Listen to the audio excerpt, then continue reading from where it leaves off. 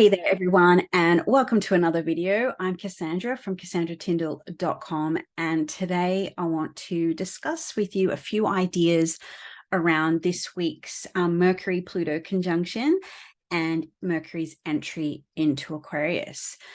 Now, this is a pretty significant feature, not only of this week, but of the astrology of the present moment for quite a few reasons. A few of those are, well, Mercury's been in Capricorn since about December 11. So this conjunction with Pluto and then the ingress into Aquarius is going to signal the end of a recent 2-month cycle.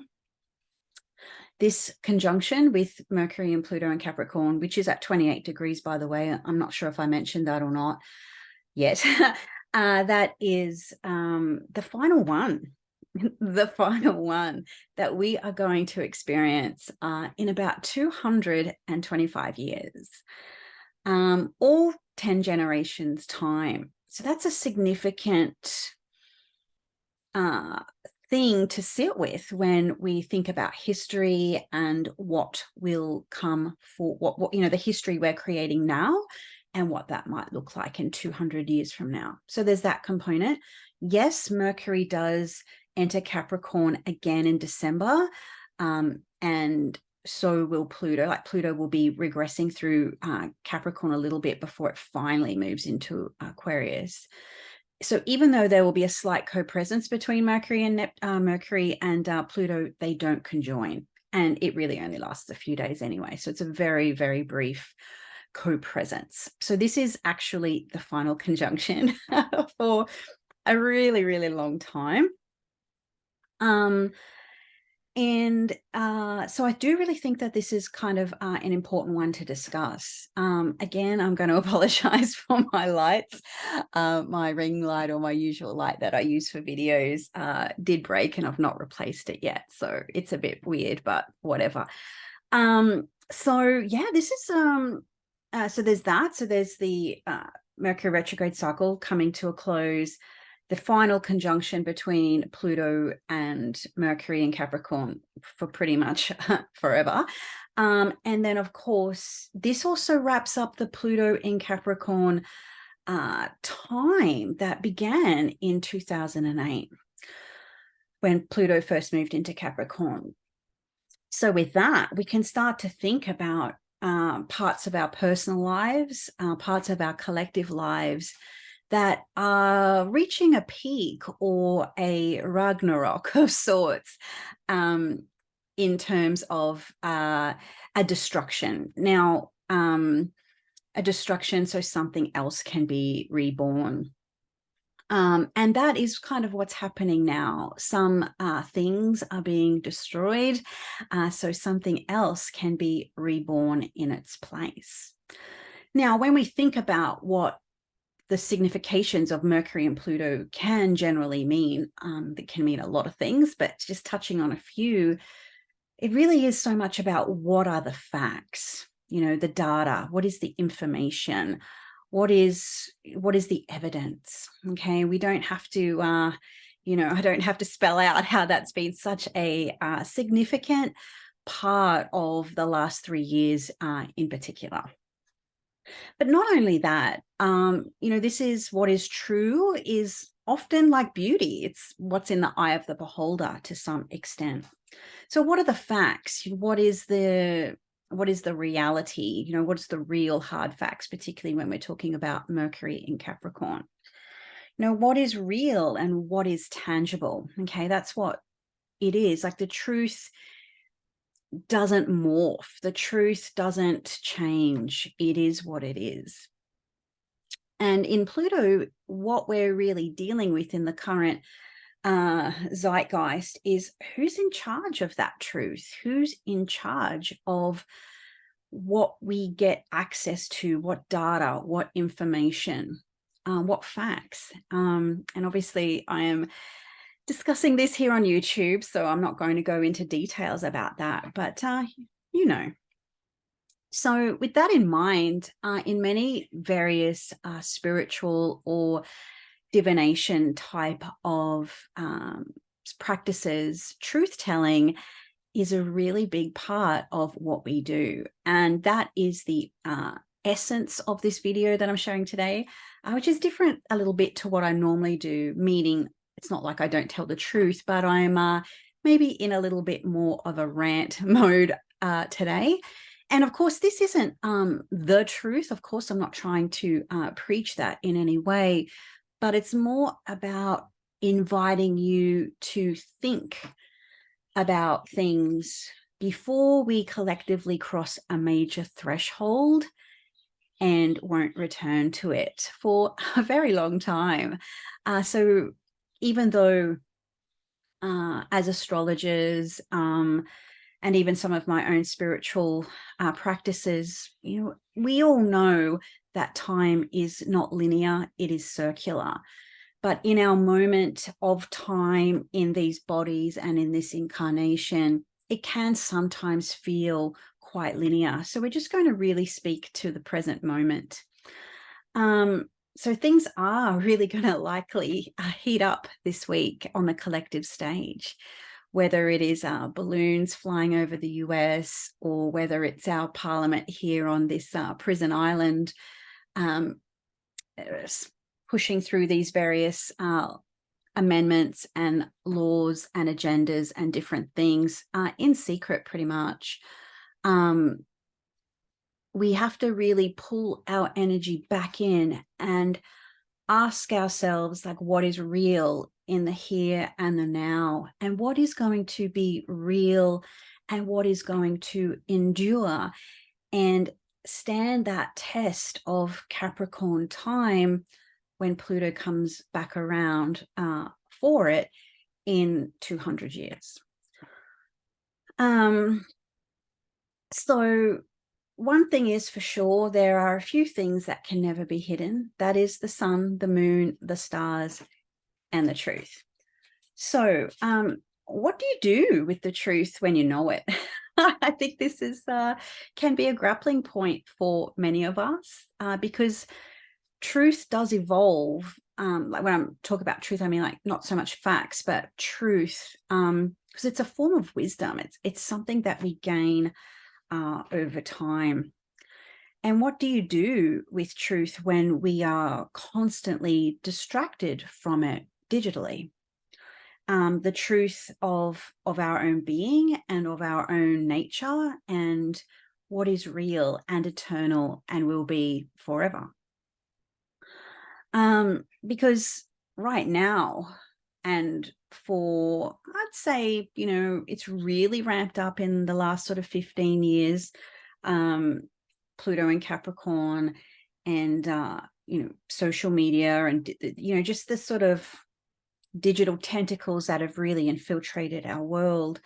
Our minds are more distracted than ever. They're on the fritz. They are increasingly monitored and controlled. Nothing that we can do or say or even think has a level of surveillance on it it's never really had before. So that's not going anywhere, unfortunately. But in that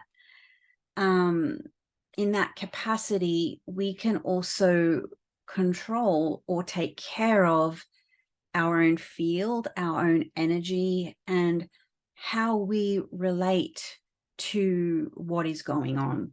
And I think this is a big part of the Pluto in Capricorn, this Mercury conjunction this week.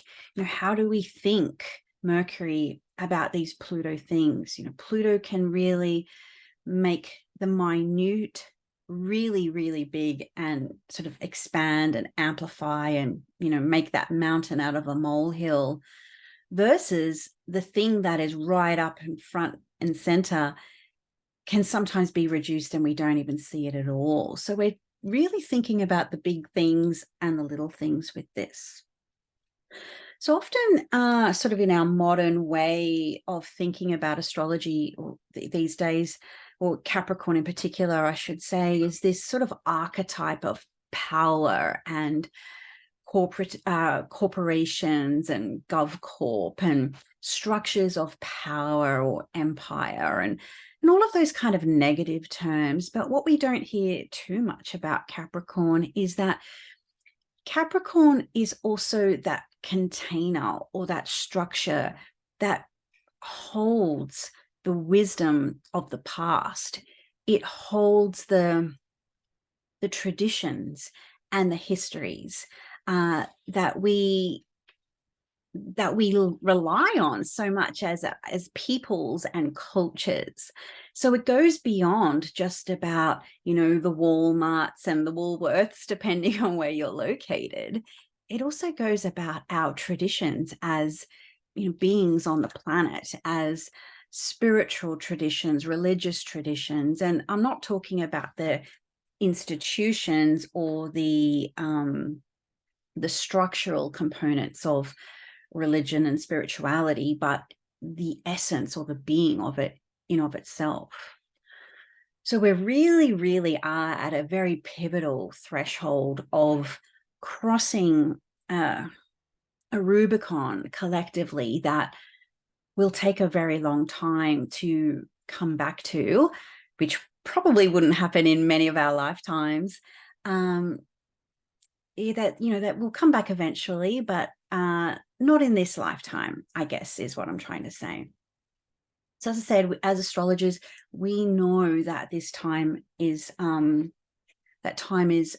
linear. It goes in cycles. So we've been where we are, we've been before, and we'll be again. It just takes different forms. It just takes different structures, but the energy or the essence doesn't change.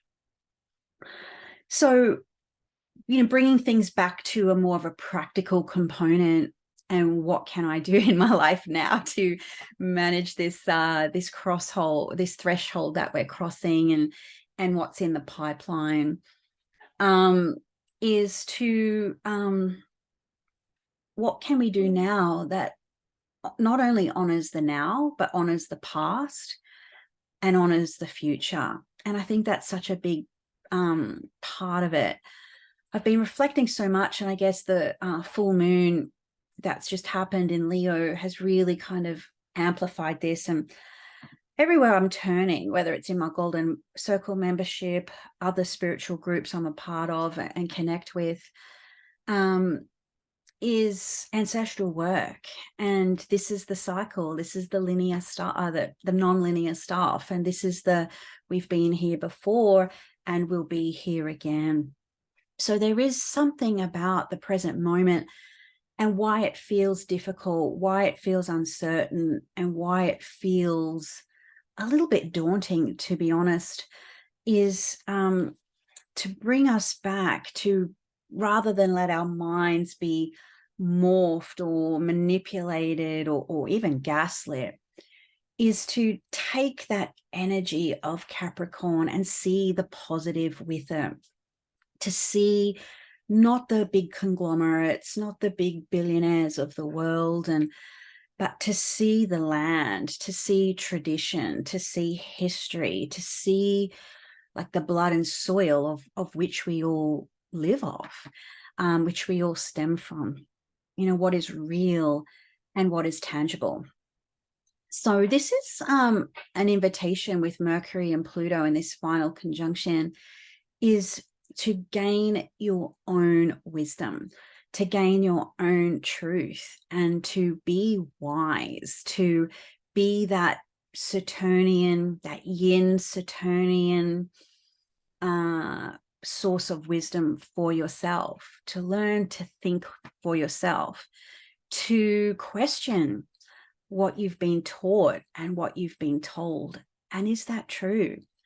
There may be a time where for you it actually was true, but maybe it's not true for you anymore.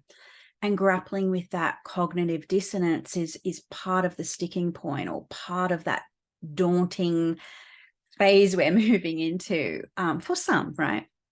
Some people do struggle to work with varying truths, or truths that everyone wants an answer, you know, in our life these days. Everyone wants that one astrological technique that's going to unlock the secrets of the universe or unlock the mystery of your birth chart. It just doesn't happen. People all the time ask me, what's that, what's the best book, or what's the best technique? And it's astrology, like life, is not about the accumulation of the techniques. It's the knowing that the technique reveals to you when you continually practice with it and work it. So again, the idea of sourcing your own wisdom. Don't let yourself be manipulated or gaslit by an algorithm. I've had many people reach out to me offering me advice on how to prove this channel, or even from an audio perspective, or reducing the ums and the ahs that I do. But you know what? If I was to do that, that's not who I am. So yes, there may be trends to do certain things that appease an algorithm or is popular, not doing a video over 20 minutes, whatever. Is that who I am? Is that who I would be in real life? And that's the same ethos or the same idea that it would invite you to question, versus what is popular or trending versus what is authentic, real, and true. So yeah, it's about gaining your own wisdom and really resist outsourcing it. Don't outsource it. Find those people who are like-minded, find those tribes, find those communities, and ask the questions. Pluto in Capricorn with Mercury and Pluto in Capricorn, it is digging for something deeper, going back into the land, going back into the ground, and unearthing those buried treasures that that sometimes take time to sit with and to understand. Going back to the sort of ancestral root that I touched on before, I've been very tuned into certain aspects in my own lineage of late. And funnily enough, I got back in contact with a distant cousin in my family who's done a lot of work. And it's just really interesting to piece the stories and piece the data that we have, and dig for the clues and wonder what the truth would be, and our different perspectives, and how my mind works and how her mind works, and filling in these gaps. And it really got me thinking, what would life be like 200 years from now with our own descendants, and what would they know about us when so much of our life is digital, that can be erased with a click of a button, that can be shadow banned when we say something that someone doesn't like, or what isn't popular at the time, or totally erased from the digital sphere.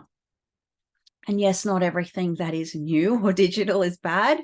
Trust me, it has its advantages, but it's using the tools that we have with caution and not abandoning the old tools at the same time. So, this Pluto Mercury combination might also be thinking about, how do I grow my own proverbial spine right now? Which means, I get the spine from, the Capricorn and the structures, if you're trying to figure out where I get my lines of thought from. If you don't think for yourself, if you don't exercise the muscle that is your brain, it's not really a muscle, but you get the gist. If you don't use it or lose it anyway, it's more easy to be morphed and manipulated and controlled. That's why we're having a spiritual war on the young right now, on the children, because we can morph and control them a whole lot easier than us stubborn women in our middle-aged years. So figure out what you stand for this week. It might take longer than this week. It might take longer than this year. But do figure out what you stand for, because if you don't know what you stand for, you'll fall for anything. So I think that's a very powerful message. Don't allow yourself to be gaslit, manipulated, controlled by entities and establishments and people who have no interest in you. people who don't care about you, people who just don't give a shit. So getting a solid mind foundation, regaining or reclaiming that control of your own mind is your true power as we move further into this age of air. So what would I do? What would I recommend or suggest, or food for thought? Avoid what is fake or fleeting. Avoid AI, for instance. Avoid it before it eradicates you, before it eradicates the parts of being human that actually makes us human, soul, that earthly embodied connection. Yes, there are parts to it that might be helpful, maybe, but don't allow and this is Capricorn, right? Capricorn knows how to do work. It knows how to overcome mountains. You think of that mountain goat, it's a tough cookie. And this is why Mars is exalted in Capricorn. It's one of my favorite zodiacal positions, because you take that warrior gusto archetype of Mars that is fast and impulsive and hot-headed, and you put it in Saturn's territory and it's cooled down. And so you combine the muscle and that testosterone with that cool, calculated, strategic long game, and you've got a powerhouse of energy there. I love Mars in Capricorn. I wish I had it, but I don't. So if you've got Mars in Capricorn, tell me how it works well for you. So avoid what's fake or fleeting. Avoid that AIs. Yes, it might be convenient in the short term. It might even be exciting in the long term. Oh, wow, look what these things can do. But where does it take you in the long term? I think about,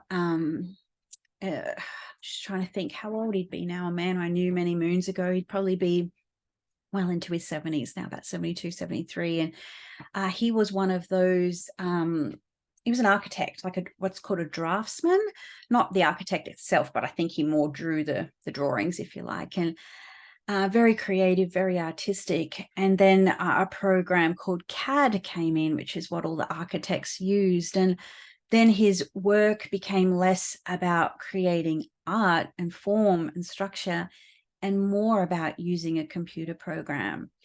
I see astrologers out there promoting AI, and I'm like, why? Like a recipe for self-destruction. But anyway, just an observation. Avoid fake or fleeting things. Avoid fake food. Avoid it. It's no good for you. Avoid fake connections, casual, fleeting encounters. Connect with the heart and with the soul and what is true and what is real. Maybe start detaching from some digital realities that you have thought was real. Instead of just messaging people, call them, talk to them. Maybe to get in the car while we still can and go drive and have a coffee at their kitchen table. Do things that are real. Go walk in nature together. I mean, I speak to people every day digitally and text messages all over the world, and I love that. But then sometimes I find myself in the trap of, who am I actually connecting with in real life? And I guess that's part of my own sort of awakening with certain things, that I know more people across oceans than I do, within a 5-kilometer radius from me. And I'm sure I'm not the only one.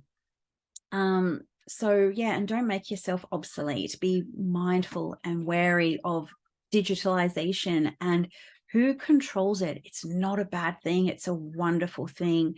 It's who's in charge of it is the question here. So this is the change. This is the challenge. This is the thing that we're in right now, particularly with this interesting configuration that we've got this week. This is a change that you get to decide moving forward. So as I said, you know, if you don't stand for something, you'll stand for anything. So that is my full moon in Leo spiritual rant. I say spiritual because of the houses it aligns in my own birth chart. I've thought about this for a long time. If you like this video and you'd like to see more of, you know, what my friends refer to as Cassisms and little rants, I can throw one in every now and then. And if you're still here, you're still listening to me, please consider subscribing. I very rarely ask for that, but yeah, give the video a like and share with someone who might be like-minded, or you're trying to wake up. It'd be great to, I'd appreciate that. And yeah, I think that's all from the business end of things. So thank you once again if you're still here, and look forward to you in the next video. And yeah, feel free to pop a comment below. Which house is this for you?